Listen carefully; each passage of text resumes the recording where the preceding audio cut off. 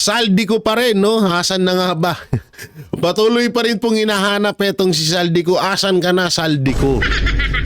Hanggang ngayon, hinahanap pa rin po siya ng taong bayan dahil hindi pa po siya nakikita kahit kanyang anino na kailangan niya na pong magsalita dahil siya lang ho ang makakasagot ng mga problema dito sa flood control. Tapos mamaya nagsalita na si Saldico, tapos sasabihin ni Saldico, panibago na naman pong pambubudol yan. Buti na lang po, matalino po mga tao, alam na po nila. Baka ganyan na naman ang sabihin ni Saldico pag na-interview siya. Ang tandaan niya yan, ha? Okay, dito tayo. Panoorin ho natin na itong interview sa Bureau of Custom na iimbestigahan nila ang mga Bureau Custom ba? Wait lang tignan natin Bureau of Custom ata to. O yan, tignan natin yung O yan Nasaan na yan? O nga. Bureau of Custom, no? Na di umano ikukumpiskahin etong manumaliyang mga sasakyan ng pamilyang Diskaya. Video ni Samar Gobernador Shari Antan. Nagsasayaw ang umuulan ng pera. Sana all talaga. Grabe. Viral ngayon ang video ni Samar Governor Shari Tan na nagsasayaw habang may nagpapaulan ng pera. Aba. Tanggalin natin muna yung sounds kasi baka grabe no? Limpak-limpak ang pira.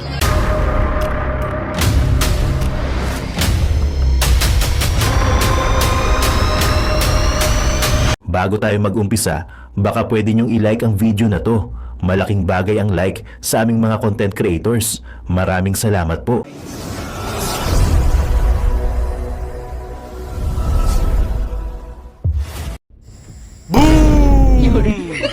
Yun guys, magandang araw sa inyo. It's me again, Boy Sardin sa member ng Baranteros Vloggers. Bang bang! Yun! Nako mga kababayan, magandang araw sa inyo. Eto, napanood nyo ba yung preview? My God! Nako, saldi ko, paktay na. Nako, kahit anino hindi na makita. O yan sabi ng iba, paktay na daw. Or baka na-confine or lumipad na ng ibang bansa, pumunta na ng ibang bansa, tapos hindi na nagpapakita. Ay, wala na. Mas maganda pa siguro kung talagang paktay na talaga siya. At least bawi na. Tingnan nyo, kung paktay na talaga yan, natsugi na, hindi naman niya madala yung kanyang kayamanan. Ngayon, pinaghahanap na siya at kailangan niya magsalita sa hearing or sa investigasyon kay Senator Marcoleta, hindi na siya makita. Ni anino, hindi na makita. Ganun ba ito katotoo? So mamaya manonood tayo kay Tol J. Guevara. At yung full video at sana mapanood nyo. Dito nga sa video na to, ito na naman, Diskaya, hindi Diskaya boy. Si Diskaya, nako, hinatak na ang mga sasakyan, mga luxury cars. Nako, grabe palang napakamamahal pala yan. Napanood nyo ba yung video about dyan sa interview ni sino ba nag-interview na? Si Ted Pailon ba yun? O si Ted Pailon ba nag-interview nun? Si Julius Babaw pala. Okay, kita na nyo umabot ng 300 million sasakyan pa lang yun mga kababayan biruin nyo, ganun kalaki. Inubos sa mga luxury cars, hindi naman nila masakyan yun. Tagdilima kayo. Grabe no, mga nakatambay lang sa garahe nila. Tapos talagang milyones ang kada isang peraso. Biruin mo, kung hahatakin na yon ni Senator Marcoleta, umaabot siya ng 300 million mahigit. Tapos yung kanyang mansyon nasa 200 din, 100 milyon kada isang bahay. Bawi na ang Pilipinas. Yung tax ko dyan kailangan makakuha talaga yan. At maibalik sa taong bayan. Kasi yung mga pinaghirapan namin na kami ay nagtatrabaho para makapagbigay ng tax, bawiin talaga yan. Kuhain na. Tapos ibenta sa mga mayayaman. Siyempre makukuha yung pinambili, yung binenta. Yun, ipagawa ng totoong flood control, hindi yung ghost flood control, no? Yung mga project na mga ghost multo. Yan, yari kayo. So, siyempre, kung hahatakin niya, bibili ako ng isa. Senator Marcoleta, di ba? Hahatakin na yung mga sakyan ng Diskaya. Yung isa, bibiling ko yung pinakamura. Siguro mga may 2 milyon ba yan? May pera ka ba talaga, boy? Baka gulong lang, hindi ka makabili, bullshit ka. At sa kabila ng pag-uusap sa flood control every day and every night, Oh, ayun, si BBM nga pa pala ay nai-stress na. Oo. Susunod na rin, susugod na rin sa ospital yan sa pag-iisip niya. So ganito, Marcos Jr., tuturuan kita. Gawin mo ngayon, magpasikat ka. Yung mga kaibigan mo na binigyan mo ng project about dyan, na alam mo naman ay mga kurakot, ipakulong mo. Wala nang kaibigan. Sabi nga ni Erap, walang kaibigan. Walang kumpare. Dapat ganun. Ay, kung si Tatay Digong yan. Si Tatay Digong kasi wala naman siyang utang na loob kahit kanino eh. Ito kasi si BBM, kaya nanalo yan, marami siyang mga pinagkakautangan ng loob tulad ni Chavit Singson, di ba? O ngayon, hindi na raw siya kilala si Chavit Singson, di ba? Tinulungan niya. Pero yung utang na loob niya kay Chavit, nabaliwala. Ganun, pwede yun, Mr. Marcos. Gawin mo, baliwalain mo na yung mga may utang ka na loob. Ipakulong mo na kung sino may problema dyan o may kasalanan niya sa flood control na yan. Wag na yung puro ka salita.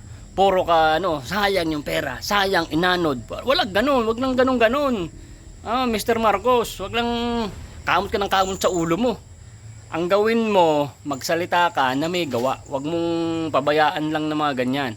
So ngayon, buti na lang meron kaming senador na Marcoleta na talagang handang imbestigahan at panagutin ang mga demonyo. Oo. So ganito mga babayan, panoorin nyo yung full video na to kay Tol J. Guevara, tapos subscribe na rin po siya. Kuha tayo ng mga clips dito ng mga pakalulupit. Alamin nga rin kung talagang si Saldico ay talagang paktay na, natsugi na. Maski daw anino ay nawawala, hindi na makita. So ganun ba ito totoo? Panoorin natin yung full video. At kung nagustuhan mo itong vlog na to, mga babayan, mga kumare kong mga ganda, huwag mong kakalimutan mag-i-like. Tapos subscribe ka na kung hindi ka pa nakasubscribe para lagi po kayong updated sa ating mga video. Biting-tingin mo na yan, pinutin mo na yung biting-ting dyan para mapapanood mo yung mga video natin tuwing alas 10 ng umaga at alas 6 ng hapon. Pag hindi nagpalaying saucer si YouTube sa inyo, kalkalin nyo na lang yung mga video natin para mapapanood nyo yung ating mga video. Okay, shoutout sa mga kumare ko dyan, mga sir, shoutout po sa inyo, maraming po salamat sa panonood. I-play mo na tong video, huwag mong i-skip, dire-diretso mo kasi napakaganito. Play mo na yung boy, let's go! Sara Diskaya na ang sikreto ng kanilang pagyaman ay dahil sa pagiging DPWH. Kaya ngayon kini-question etong tawag dito ng mga netizen, etong pamilyang Diskaya, na baka etong yaman nila ay eto pa yung mga nakaraan pang mga taon sa mga kontrata nila dito sa mga flood control na to, na ngayon ay hinahanap ng taong bayan dahil wala. Yung iba kumuha lang ng pondo pero wala naman talagang nagawang flood control. At yung iba talagang gumawa naman ng flood control kaso sira-sira na ngayon. Oo, at ngayon yung kay Saldico pa rin, asan na nga ba? Patuloy pa rin pong hinahanap etong si Saldico. Asan ka na, Saldico? Hanggang ngayon hinahanap pa rin po siya ng taong bayan dahil hindi pa po siya nakikita kahit kanyang anino na kailangan niya na pong magsalita dahil siya lang ho ang makakasagot ng mga problema dito sa flood control. Tapos mamaya nagsalita na si Saldico, tapos sasabihin ni Saldico, panibago na naman pong pambubudol yan. Buti na lang po, matalino po mga tao, alam na po nila. Baka ganyan na naman ang sabihin ni Saldico pag na-interview siya. Ang tandaan niyo yan, ha? Okay, dito tayo. Panoorin ho natin na itong interview sa Bureau of Custom na iimbestigahan nila ang mga Bureau Custom ba? Wait lang tignan natin Bureau of Custom ata to. Yan, tignan natin yung yan Asan na yan? Bureau of Custom, na di umano ikukumpiskahin etong maanumaliyang mga sasakyan ng pamilyang Diskaya. Wait lang, ayusin lang natin tong ating kasi parang hindi makita sila, Parang hindi makita etong si Manong Ted. So iangat lang natin ng konti at babawasan natin dito para hindi tayo matsupulangkot, kasi baka mamaya bigla tayo matsupulangkot dito. So ito, pasok! Nasa ating linya ho ngayon mga kapatid, ating pong gambalain kahit na po pista opisyal si Customs Commissioner Ariel Nepomuceno ng Bureau of Customs. Magandang Yun. umaga po, Commissioner, at salamat sa panahon kahit na pista official. Salamat, sir. Magandang umaga rin po, Sir Ted, Ma'am Maricel. Good morning po. At sa ating kababayan. Opo, salamat sa panahon. Ito ho muna si Maricel. Go ahead, Maricel. Good morning, Commissioner. Sir, ididiretso ko na dun sa mainit-init na, hindi pala mainit-init, mainit talaga na balita. Ano po, yung tungkol po dito sa mga diskaya. Kasi lumabas po yung kanilang mga panayam, etong sinasara Diskaya, yung pong contractor, na nasa 4 na po pala, 40 yung luxury cars nila na nakapark. Ano po, ito po ba anong plano po ng Bureau of Customs? Ganun po, mahaba ho talaga storya ho niyan.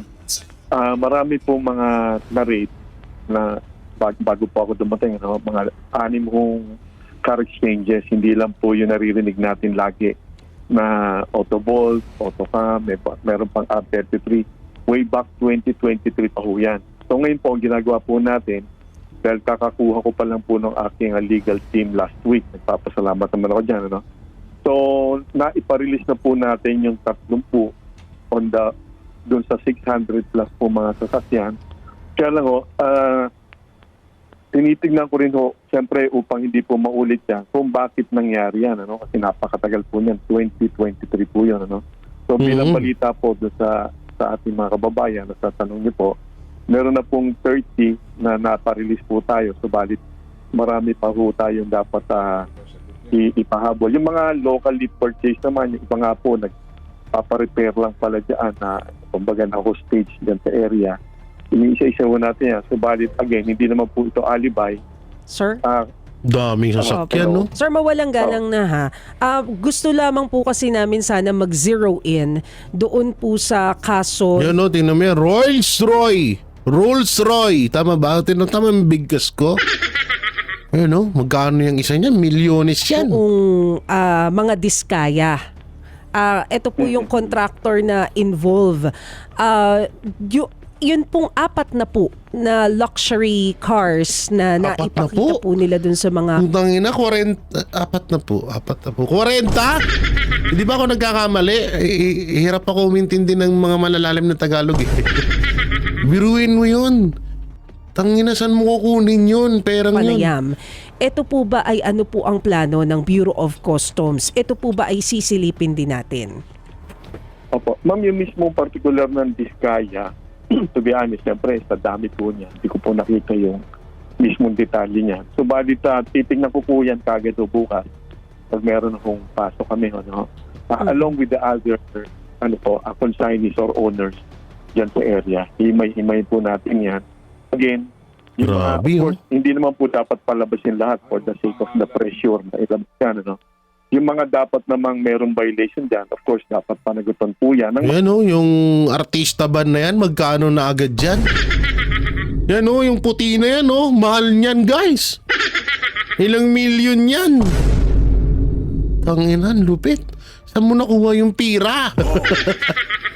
At saka, eto lang huwag ho tayo mag-focus din Kung halimbawa man na involved talaga tong Diskaya family nito sa issue ng flood control, huwag tayong basta-basta mag-focus sa sasakyan lang, kundi sa buong ari-arian ho nila.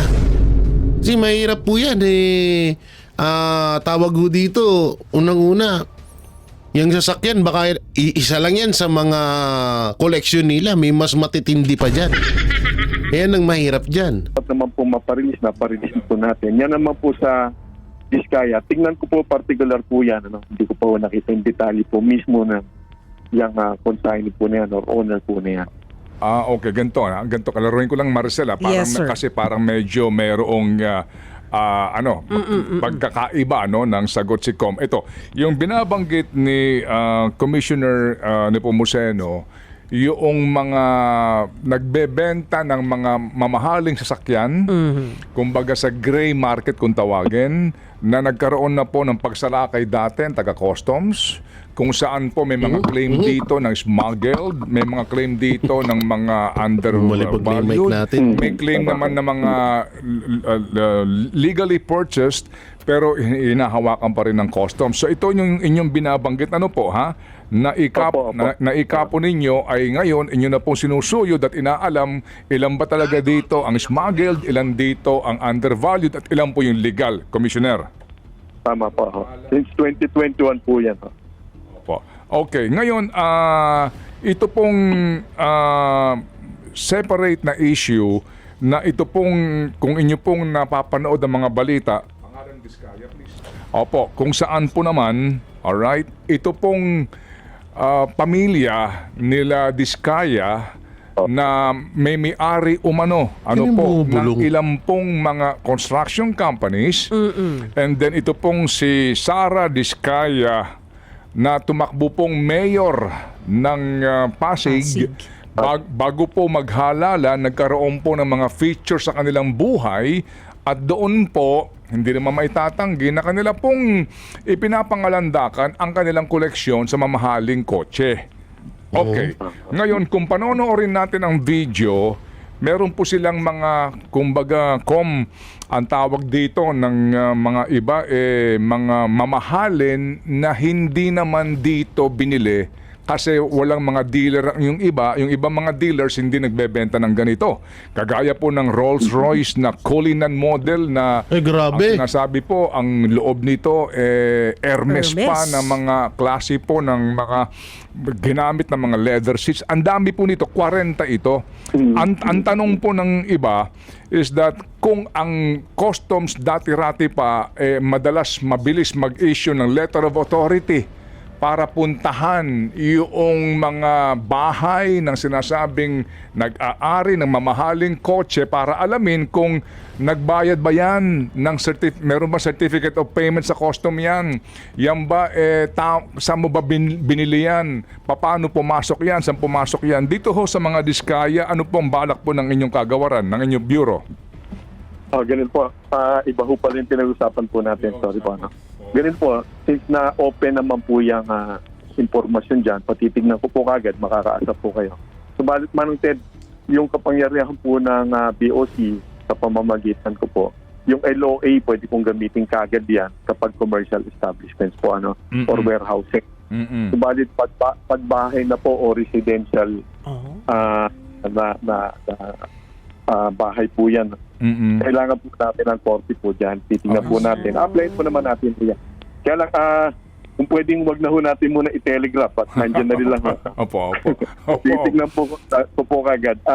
Ngayon ko lang po narinig, sorry po, inaamin ko. Nakapokus po ako dun sa ano ho talaga yung 640 vehicles since 2021. Ibang bagay po pala yun. Opo. Yes sir. So kasi itong si Maricel, kanina pa, sabi ko sa kanya, itanong mo na lang kay Commissioner kung talaga interesado ka malaman ito. So sabi nga ni Commissioner, ibang topic yung kanyang binabanggit kanina. Akala niya pareho ito na parang dealer din na sinalakay ng dating mga tauhan ng customs. So sabi ho ninyo, itong isyong ito, kasi nga ito'y mainit at marami nagtatanong, di ba, sa social media na anong balak dito ng customs? Anong balak dito ng gobyerno? Anong balak dito ng BIR? Kasi nga ito, may visuals naman kitang-kita po yung mamahalin. Pero kaninyo, ang handicap ninyo, kapag po private residence, hindi pa pwedeng katukin ng customs, kinakailangan ng court order. Kailangan po. Tama po yun. Iba po yung treatment po doon. Pero makakaso po kayo. In fact, last week, pinag-usapan na namin, pero hindi po yan mismo sa Diskaya. Tinitingnan po nga po yung sa social media. Clue po yan Hindi lang po sila. If we can work backwards kung saan po yung pinagalingan. So, ibig sabihin, marami pa. Po kayo. Actionan po natin yan. Okay. Sige po. Sige. So, bago po ako tumuhay dito po sa agricultural smuggling, na ngayon nga ay nagpapatuloy po yung investigasyon in the Senate. Dito po sa mga sinalakay dati ng customs, kaninyo nag-iimbentaryo po kayo dito? May balita na ho ba kayo nga doon sa meron namang mga legal na nadamay, pero yung nga naiipit at ang iba po ay nagreklamo na po sa inyong tanggapan, Commissioner? Tama po. Actually, 2 weeks ago, nag-meeting po. Manong Ted, bigyan ko lang kay background. Opo. Bukod po dito sa kaso po na to, again, hindi po ito alibi. Gusto ko lang po maunawaan ng ating mga kababayan. Ang minana po nating mga kaso, malalaglag po kayo sa inyong upuan yun, 9,000 cases po. since 2021 ho ata yan. So isa lang po ito. So pinababantayan ko na po yung, of course, priority po natin, yung mga high profile cases na tinatawag, kagaya po nito. So kaya lang, hindi naman natin pwedeng pabayaan po yung iba. No? Along with the resolution of these cases, kailangan po natin bagong team. So ang magandang balita nga po, meron na po tayong bagong team sa legal services po natin na ayoko naman pagbintangan po yung dati. Ako naman, moving forward, ito po yung ating bagong team na i-untanggal po natin yan, isa-isain po natin yan. Isa po ito doon. Ito po 640 vehicles nagsimula po ito. Ang na-release na sa mga may-ari bago pa man ako dumating 250. Iba't iba po yung dahilan kung ba't na-release na po yan. Yung iba po ay talaga po nakita, may mga Toyota po dyan na Fortuner, yung mga ganun po. Meron naman po iba reported, nagbayad po ng mga kaukulang buwis. Pero hindi ko na po muna makikita kung tama ba yung pinagbayaran. Kasi na-release na po yan. Opo. So nung nag-meeting po kami 2 weeks ago, nangako sila sa akin na magpapakita sila ng resulta within 2 weeks. So tama naman po, last week nakapagpa-release po sila ng 31. Again, iba't ibang dahilan po yun. Kung tama po yung pinagbayaran po nun, hindi ko pa ako makikita sa ngayon po yan. So with the new team, titingnan po natin kung paano po yung mabilis na pagkilos at tama rin naman po. Hindi naman po pwedeng mabilis lang, parang nirarush ng walang dahilan. Opo. So, Sige po. yun po ang sitwasyon po natin. Ano po ito? Anim na mga kumpanya yung involved dito. Starting with R33, Autocam, may AC, Gongmiao, Tapcar, ACH at Autovolt po. Simula 2021 po yan. Okay, pero meron po talagang smuggled. Meron po talagang hindi ho nagbayad ng buwis dito ng mga mamahalin po gaya ng sinasabi ng iba na mga meron po talaga. Meron po, kung pagbabasihan po natin yung inisyohan po ng WSD po, meron po tinatawag na probable cause yun, 293 po yun. Sa ulat po sa atin. So, meron naman po, kumbaga, mga potential na talagang hindi nagbayad ng tamang buwis. Opo. At ano po ang disposition diyan? Kailan po ito malalantad para po idaan na sa sa subasta o auction yung klaro po na mga Sela, Lamborghini, Ferrari, Mga luxury. McLaren na mga talaga namang ipinapangalandakan ng mga may-ari niyan. Tapos nasama nga dito sa mga display nung ibinebenta na sinalaki ng customs at klaro na talagang smuggled. Kailan po matatapos kaya ito, Commissioner? Hindi ko po mapangako sa ngayon po. Basta ang kaya ko pong gawin po talaga. Ang direction ko po ay i-auction po yung pwede na po nating i-auction. Dahil hindi po ako niniwalan dapat po sa akin po yan. Sayang naman po yung pagkikitaan po dyan. Provided Nanginayang ka pa, sir? Kung kaya tinutularan din ng iba po namin ang tama po yung auction. Ibig sabihin yan, tama yung minimum of floor price sang-ayon po sa merkado at sang-ayon din po doon sa meron pong kumbaga magiging interesado po mag-bidding. Pero kay Pangulong Duterte, sira yan. Hindi, sa totoo, sira lahat yan. Tingnan mo. Kaya ko lang po i-commit, Manong Ted. Again, pinagbigyan niyo ako nung nakaraan, bigyan niyo po ulit ako ng another at least 30 days mararamdaman po natin yung at least sa aspeto na po itong mismo. Opo. Magkakaroon po tayo ng magandang pangyayari na po rito. With my new team, magsisimula na po sila magtrabaho. Again, hindi po alibay ito, napakarami po nating iba't iba pang hukaso. 9,000, pipiliin namin dyan yung mga priority na mapapaili po yung ating bureau. Para sabay-sabay po nating galawan po yan. Ang dami po nating inaayos, Manong Ted. Opo, 9,000 na kaso. Lahat na po ito ng kaso ng smuggling, pati agricultural smuggling. Tama po. Nationwide po yun. Okay. Po yun. 9,000 cases. Sige. So dito po, bago ho natin puntahan na po itong magiging hearing in the Senate. Sir, yung dalawang Bugatti, kumusta na po? Kasi sinubasta ninyo, pero mukhang walang taker. Nasaan na ngayon si Bugatti, yung dalawa? At saka ano ho ang nangyari sa investigasyon ninyo? Opo. Tama po kayo. Dapat i-auction na as soon as possible. Ang minana ko po dyan, nagkaroon na po ng dalawang failed biddings po yun. Again, by procedure, di ko na po questionin po muna yun. Kung yan ba inaayos na mag-fail, mahirap po magbintang. So by procedure po, pwede na pong i-negotiate yan. Binantayan ko na lang po yung minimum price. Magkaiba po yung binibigay sa akin, isang 150 sa akin talagang team na pinagtitiwalaan. Opo. Ang magsagawa. No, so wag na natin ituloy kasi parang nalalabuan ako dito sana ng Bureau of Customs. Parang marami siyang paligoy-ligoy ito ganyan. So, pero abangan na lang natin na kung ano nga ba talaga. Kung saan nga ba galing talaga ang mga ipinambili ng sasakyan ng pamilyang Diskaya. Baka naman din talaga, totoo yung sinasabi nila na sila ay mayaman na talaga dati. Kaso nasa video pala, no?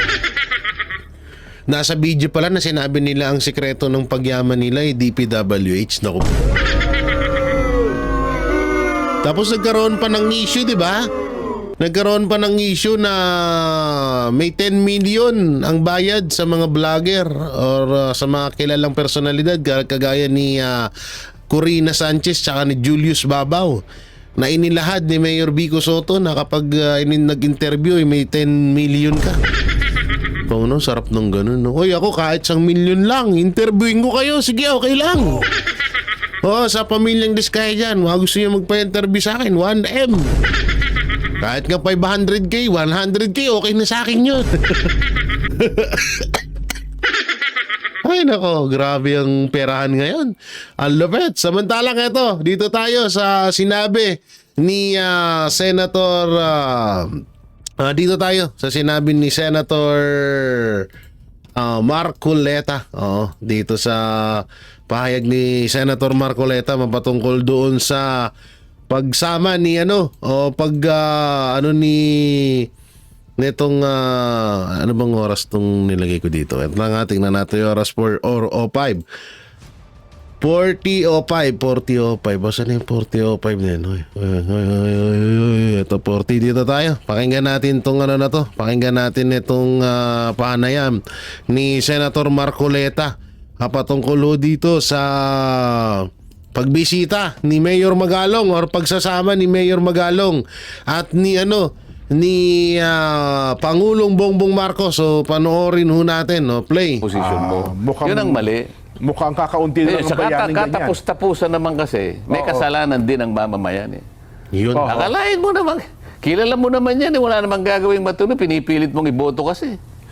Hindi, sabi Wala nila naman kasi... tayong pinatutungkulan, kaya lang, alam natin lahat yan. Oho. Yun. Hindi, sabi nila, pagka hindi ko naman ito binoto, matatalo lang din yung iboboto, baka ako lang ang bumoto doon sa isang tao na yun. So, hindi na ako boboto kung ako. Kung iboboto ka lang. Di ba? Hindi ba? Yun na nga. Oo. Nako. Ngayon lang, alam na ninyo eh. Oho. Ay, isip-isipin mo itong mga tumutulig sa, kauumpisa ko lang dyan eh. Unang araw niyo pangalan sa hearing, Sen eh. Ako, Marami na bilangin po umiiyak. ninyo, bilang senador, wala pa po akong 2 buwan. 1 buwan at 3 linggo pa lang ako. Oo. Pagkatapos magsasalita na itong babaeng ito, magsasalita yung sinasabi mong Mr. DBD. Oo. Ang gagaling naman ninyo. Tumakbo nga kayo sa politiko kung mananalo kayo. Eh kasi para bagang pagka sinabi nila, parang obligasyon niyo pang sundin, Sen. Parang para bagang pag kung ano sabihin Parang- na yun ang susundin. At saka yung Mali parang- eh. Para ka bang robot, Sen? Napakatalino. Okay lang sa akin. Yung matalino kayo, walang problema sa atin. Yung magpakatalino kayo. Ay, gusto nilang gano'n, di okay lang. Pero kung halimbawa gagamitin ninyo sa paraan na hindi man kayo nakakatulong eh. Opo. Di ba? Nagkukunwari lang kayo na matalino, ang dami ninyong naililigaw eh. Oho. Siyempre sasabihin niya, bakit ganyan palaging, ang palaging binabanatan mga DPD. Bakit mapagsasabay mo ba lahat? Di ba? Oho. O sabihin ko, halimbawa, ikaw kung nakikinig ka, itong babae, broadcaster. Sino kaya itong pinupunto ni Sen Marcoleta Kumakain dito? ka halimbawa. Mapagsasabay mo bang mahirap na lang talaga. Baka kung ano pa yung masabi ko sa kanya. Eh, baka mamualan po yun. Baka mabulunan ka eh. Oo. Ha? Kanya-kanya tayong di ba? Oho. Ako nasasabi ko lang ito para lang maituwid sila. Baka sakali, kasi ako naniniwala, may isip naman sila. Wag na kayong Sino kaya to, no? Sino kaya tong babaeng tong hindi kaya si Risa ba to? sa puro ganyan na lang. Oho, tama. Hindi na rin kayo tatanggapin tingnan natin to. Magano na kayo ng mga ilang panahon lang. Oho. Wala nang maniniwala sa inyo. Nako. Alam naman yung pinanggagalingan nila eh. Hanggang ngayon, yung naisara na prangkisa, doon lang sila tumitira. Yun na nga po. Hanggang Ay, ngayon, nako. hindi nila makita ang katwiran na kaya kayo naisara dahil sa pagkukulang ng inyong network. Oho. Nako, tanggapin tiga ninyo, ABS-CBN. bahala kayo sa buhay nyo. Sino kaya itong tiga ABS-CBN na to? Mahirap to Oo, sino kaya to? Pero nasa record dyan. Yung pagkukulang ng may-ari. Nagkulang kayo. O ayaw nyong aminin. Oo. O. Pagkatapos ngayon salita ng salita na akala mo totoo mga pinagsasabi. Akala mo ang galing eh. Oho. Subukan mo akong imbitahan. Yan na. Subukan mo. Yan. O, ngayon, ayaw mo akong maimbitahan, tumigil ka. Ano kaya yun? Yun na nga. Ay, Balikan natin tong dito na to. Balikan nga natin to. Hindi siya susunod na lang siguro. Sa susunod na lang na vlog natin, no. Oo, yung about dito sa sino kaya tong anchor na to, no? Kasubaybay sila. Opo, yan. At sumubaybay na rin itong broadcaster na babae. Oho. Kilala mo yan di Ay, ba? kilala ko po yan. Oh. Patay. Na talagang, Akala mo napakarunong mag-English no? anyway, Sen. Nabanggit ko yung Tuba Benguet no isang, kaya naman, Biyernes, weekends, Sen. Sa Baguio. Opo. Nandun po ang Pangulong Bongbong at napunan niya. Nasa dyaryo ngayon. Ayan, opo, viral po ngayon. Ang isang proyekto daw po sa lugar na yon, yung Tuba Benguet, ay useless, walang pakinabang. At pinuntahan pa po niya, nagkataon naman, nakasama rin po niya ang Pangulong Bongbong. Ito pong rock net shed at saka rock netting, ginastusan daw po ng 260 million pesos Naku. na hanggang ngayon hindi ho napapakinabangan. Grabe, no? Sen? Oh. Paano mo pakikinabangan ng structure na yan? Mula pa. Ito, matagal na nating dinidiscuss ito. Opo. Ang mga bahagi ng ating mga lansangan, yung mga major highways, Oho. ay may bahagi diyan na kung tawagin ay asset preservation program. Asset Preservation Program. Okay. Lalo na sa mga bahagi na lugar na kung saan ay malimit yung landslide. Meron palang ganun. Ayan, Opo, opo. kaya yung dadaanan Mga rockfall, mga ganun. Opo. dadaanan ay mga bangin na ganyan. Opo, Kinakailangan talaga yung kanilang Delikado pinasasakyan, yung mga magkakaroon ng yung mga slopes nila. Opo. Merong tinatawag na slopes protection. Slopes. Yes po, oo. Meron ding road slips, meron mga road slips, Opo. slopes protection at saka yung landslide. Yan. Pangkaraniwan sa ganyan, dahil nga masyadong peligroso, mga bangin yan Opo. buhay talaga ang nakataya dyan. Merong memorandum ang DPWH na talagang mahigpit ang specification yan. Ang Okay. pinagagamit yan, dalawa lang Kasi mapanganib nga po yun. Mapanganib, okay. Pagka pinag-uusapan yung mga road slips, Opo. slopes protection at saka yung landslide na yan, ang mahigpit na specification, yung tinatawag nilang ASTO, European ito. ASTO. ASTO, A-S-T-H-O. Okay. Pagka Opo. American Standard, ang gagamitin nila ay yung ASTM. Okay, opo. ASTM. Alin man sa dalawa na yon? Mahigpit yon. Kaya pati yung rock netting na nagagamitin, talagang yung genuine talaga yon. At yung pagkakabitan yun, magkakaroon ng boring. Opo, ibabaon sa bato ata yun. Merong boring na vertical, merong horizontal. May kanya-kanyang layo yan. Halimbawa, pinag-uusapan 6 na metro o 5 metro. Ang pagitan. Horizontal yun, halimbawa. Meron naman vertical, meron din. Aha. Pagkatapos yung rocknet na yan, talagang ASTM or ASTO specification. So yung dalawa lang yun po ang required. Yung pinapayagan. rocknet na yun, talagang matibay yun. Yan ang sasagka lahat sa mga na yan. Matibay talaga yun. Lalaglag na bato. Ang nangyayari, para makatipid, Oo. para ngayon makapangurakot at Yan na. talagang lulustay ng pera ng bayan. Baktay. Magbibidding lalagay sa bidding Opo. Specified. ASTO specification rocknet. talagang So nakasulat po yun, letter po, ano? letra por letra, asto Opo. talaga eh. Oho. Hindi ka naman mananalo pag hindi ka pipirma na asto talaga yun. Kaya Tama po, ASTM, oo. bibili ngayon, hindi bibili sa China. Naku. Yung sa halip na asto, tsaka yung ano. Oo, bibili sa... Ay, isipin mo, 3 buwan pa lang kalawang na yun. Paano nga hawak doon sa mga Substance. border Ay, nga pala. hawakan yan? Oo. Ilang bilyon ang ginagasta niyan? Naku. Asset Preservation Program. Oho. Ilang bilyon. Yearly, sa GAA palaging meron yan. Para proteksyonan. Para ang gamit ng kalsada natin, matagal. Ayun. At matibay sila. Oho. Tingnan mo yung pinakita mo ngayon kanina. Yun kasi Yung rocknet na nilagay, Opo. parang sapot ng gagamba. Nako. So, parang cotton candy. Ayop na yan. Pero di pagka lumaglag ng bato doon, kaya pala ang sabi, nangangalaglag daw po yung bato sa... mangangalaglag talaga kasi Mapanganib pala. ilang buhay ang masasawi dyan.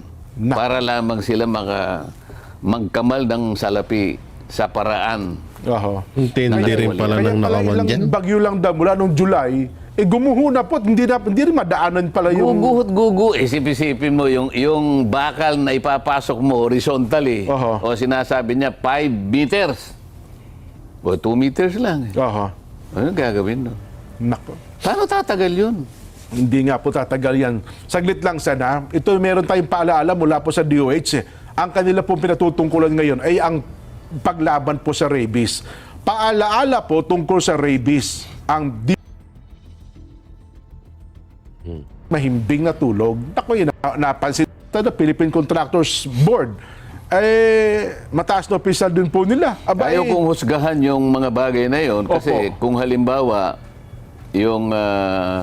yung contractor na yon hindi naman kasama dun sa mga flood control projects na ngayon ay okay. nauusisa natin na multo lang. Opo. O kaya ang pagkakagawa ay talaga namang walang kakwenta-kwenta. O baka naman ito wala namang nagawang ganon. Okay. Bagamat sa iba sigurong banda maaring mapuna din siya sapagkat wala naman sigurong kasalanan dahil sa mag-asawa siya siguro kontraktor na Dati yung ng asawa kontraktor niya. talaga, Wala namang magagawa, no? Di ba? Tama. At kung wala naman siya sa posisyon, kahit na siya ay taga-COA, kung hindi naman siya direktang nakikialam dun sa pagbibigay ng audit Opo. doon sa nagagawa ng mga contractors. Kailangan makita natin lahat yun eh. Opo. Kaya ayoko munang husgahan hanggat hindi natin nakita yung kabuuan ng mga pangyayari. Di ba? Bagay kasi ngayon sa social media, ang bilis ng laging iniuugnay eh. Tinatagni-tagni po nila na parang bagay na ipipinta ngayon sa isip ng tao. Okay, tama po kayo bilang isang abogado. Hindi mo naman pwedeng magkamag-anak itong dalawang ito, isangkot na nga sa isang katiwalian. Ang magiging sukatan lamang dyan, katapos-tapusan dyan, pag Opo. nakita mo talagang merong conflict of interest. Ayun, opo. Ay dyan masusuyod mo talaga yon. Sa ngayon, hindi ko pa makikita yan eh. Kinakailangan ay masusing pag-iimbestiga talaga. Opo. Para makita natin na incompatible talaga yung posisyon mo, ay lilitaw talaga yon. At wala naman tayong kikilingan sa bagay na yan. Pero ganun sir, yung palang pick-up, ang isa requirement sila para maging member ka pala ng board, dapat dati kang contractor, parang ganun, sabihin dati ka nagtatrabaho sa ganitong negosyo para maging board ka ng pick-up. Pero hindi naman sinasabi na dapat ngayon contractor ka pa. Ayun lang. Makikita rin natin yun. Oo. Paano kung halimbawa board member ka na ng pick-up pagkatapos contractor ka pa? Ayun. Naku, Sa ngayon doble-doble. lang, hindi pa natin nakikita. Maring may conflict of interest. Kasi Opo. pagka board member ka ng pick-up, isa ka sa mga nag-i-screen ng mga nag-a-apply na lisensya. Oho. O kaya nagpapa-upgrade ng lisensya. Tama po. Halimbawa, ikaw AAA ka. Gusto mo ngayon magpa-upgrade na quadruple A. Ayan. Oo. Dadaan ka ngayon sa kanya. Tama po. Pwede kanyang ipitin sapagkat Baka kalaban mo ito. Bakit ka pa mag-apply? Ako naman may lisensya, kontraktor, gamitin mo na. Baka ganun ang mangyari. Hindi ko sinasabing ganun. Mag-royalty ka na baka. Di ba? Yun, tama. Depende sa pagtatanong ngayon. Kapag nasagot mo ng mahusay, baka patawarin kita. Pero kapag hindi ka nakasagot, Nako. problema mo yun. Sinasabi ko lang, ang pwedeng... pwedeng Kaya binansagan to si Senator Senator Marcoleta na boy version ng isang Miriam Santiago. Oo, itong si Senator Marcoleta. daanan ng pagtatanong. Pero dito, Sen, sa flood control pa lamang, ako bilang nag-oobserba, parang napakalawak na, Sen. Siguro, doon naguhugot ang ilang mga broadcaster, ilang mga vloggers na kung flood control pa lamang ang pag-uusapan natin, baka maubos na agad ang termino ninyo, hindi pa natapos sa flood control issue, controversy. Meron akong pamamaraan at hindi ko muna sasabihin sa inyo. Ayun. Yun! Oho. Abangan namin yan, Senator Marcoleta. O yan sinabi niya ni Senator Marcoleta. Kasi sa totoo lang, kahit din naman na sinabi ko na rin naman yan dito, na alam niyo yun na parang sobrang lawak, sobrang lalim ng flood control issue.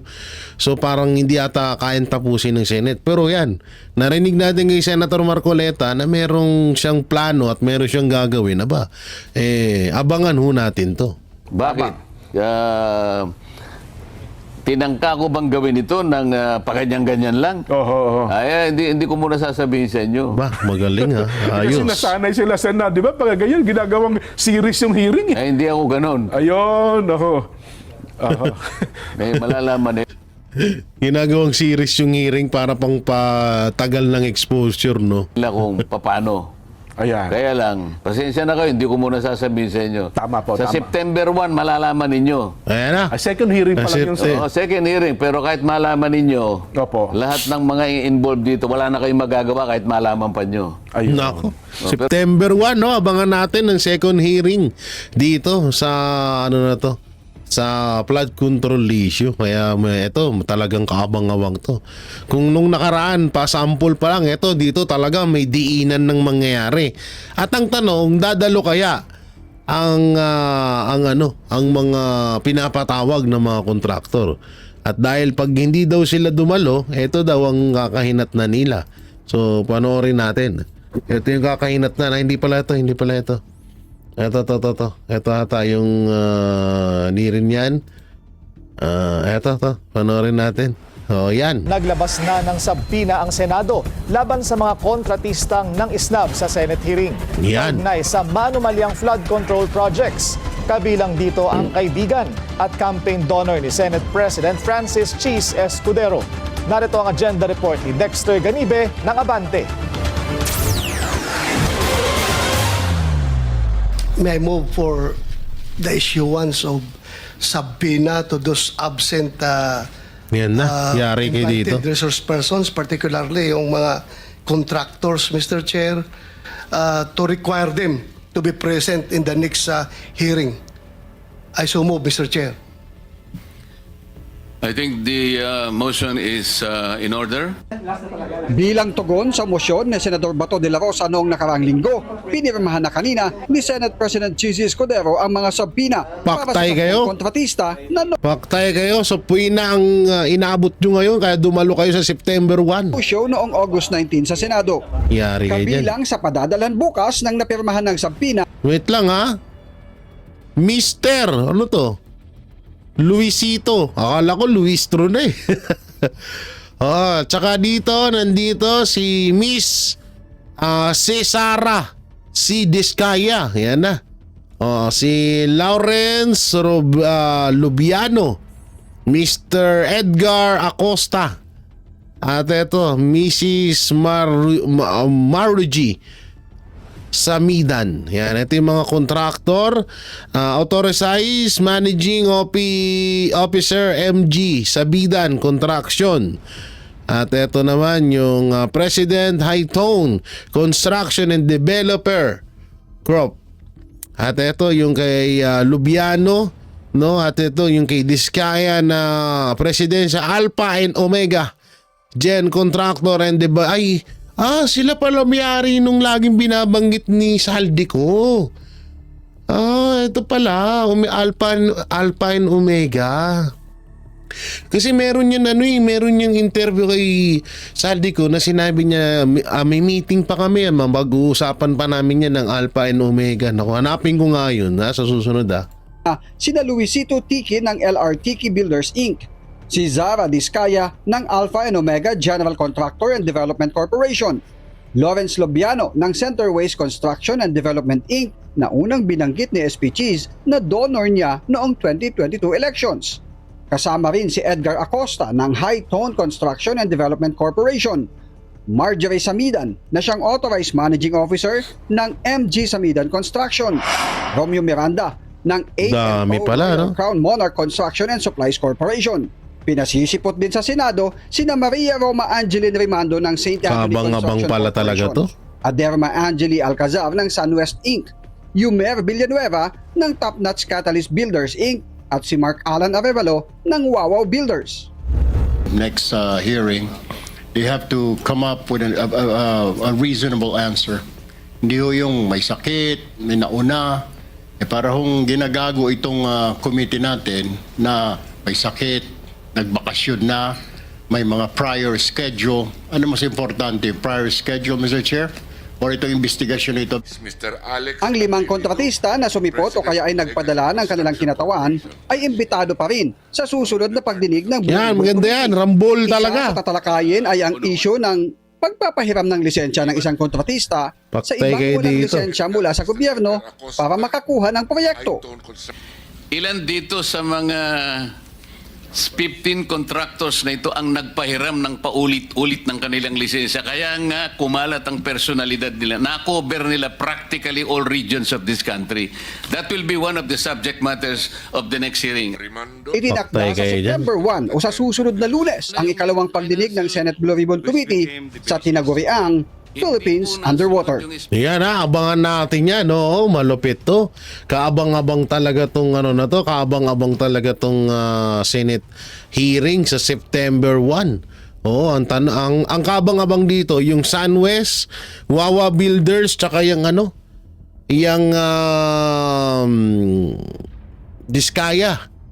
Oo, tsaka yung yung tropa daw ni Cheese Escudero, yan yung mga inaabangan ngayon ng mga marites na dumalo. So samantalang eto nga, isang kongresista ang nagpaulan ng pera. Video ni Samar Governor Shari Antan, nagsasayaw umuulan ng pera. Sana all talaga, grabe. Viral ngayon ang video ni Samar Governor Shari Tan na nagsasayaw habang may nagpapaulan ng pera. Aba, tanggalin natin muna yung sounds kasi baka grabe limpak-limpak ang pira. Grabe, lupit. Sana all. Governor Tan na nakikipagsayaw habang nagpapaulan ang iba ng 50 at 20 peso bills. Pati si Tan naghagis din ng pera. Kinundina ng lupit. ilang netizen Sana all. Video. Pero paglilinaw ng opisina ni Tan, hindi ito nangyari sa isang magarbong hapunan. Hindi rin daw ito konektado sa mga programa at proyekto ng pamahalaan. Isa raw ito sa mga pagdiriwang ng fiesta sa Catbalogan City kung saan tinanghal ang kuratsa, isang tradisyonal na sayaw mula sa Samar at Leyte. Parte ng tradisyon ay ang gala o pagpapaulan ng pera na sumisimbolo sa pagiging mapagbigay. Hindi raw ito pagyayabang ng kayamanan. Sa katunayan, dinonate ang mga nakuhang pera sa gala sa mga simbahan sa Catbalogan. Tuta na, yan na, ginamit na yung mga simbahan. Oo, so yun naman daw pala, ay dinonate naman, absuelto na yan. Oo, wag na natin pansinin, dinonate naman daw pala sa simbahan. At yun na nga mga kababayan, ano na ang masasabi mo? Kung mayroon kayong hinaingat komento patungkol sa balitang ito, please comment down below. Pag-uusapan natin yan sa comment section. At kung nagustuhan nyo ang video, ay huwag kalimutang mag-like at i-share na din para mas marami pang makaalam at umabot ito sa marami sa ating mga kababayan. Maraming salamat po. Mabuti pa ang sardinas may label. Tayo, wala. Oo nga pala. Nay, ito na yung bayad ko sa isa, ano? O, kunin mo yung isa. Isa muna. Yan, oh. Tapos, isa pa. Di ba? 4 dapat na sardinas, eh. O. O, yan. 3 na.